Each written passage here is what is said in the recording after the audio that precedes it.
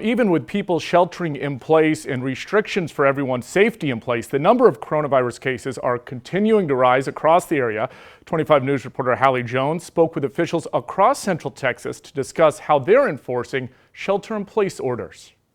A week ago, city and county officials issued shelter-in-place orders in hopes to flatten the curve of COVID-19 in Central Texas. What we're seeing right now is the very, very tip of the iceberg. Right? And sheltering in place is designed to be able to flatten that curve, that peak, if you will, that we're expecting is going to come later in the next 2 to 3 months. Since the shelter-in-place order was issued, the number of cases in Brazos County has nearly quadrupled. We want to be able to, instead of hitting a possible peak of 15,000, we want to try to bring that peak down to about 5,000.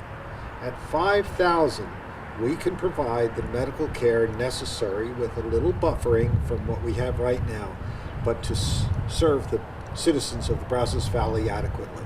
An increasing number of deaths is triggering a sense of urgency among city officials to act faster to flatten the curve of COVID-19 cases. Biggest concern that I have is that people don't understand there's a 14-day lag between the decisions we make to change our behavior and anything in the numbers. Under the shelter-in-place order, residents are ordered to stay at home, and local law enforcement are working to make sure those orders are being followed. Can only leave your home to engage in these essential activities or businesses. It does allow for some recreation, so you can leave your house to go for a walk, to walk the dog, to ride a bicycle, and you can carry out those activities in a public park. Though there are expectations to the shelter-in-place order, it is important that it is followed to avoid a citywide lockdown. If we get to a point where we see that our hospitals, though, are approaching that point at which they will be overwhelmed, and we don't seem to be able to slow down this contagion, that will be a point when we're seriously going to have to make that consideration. On a national level, President Trump extended the social distancing guidelines through the end of April.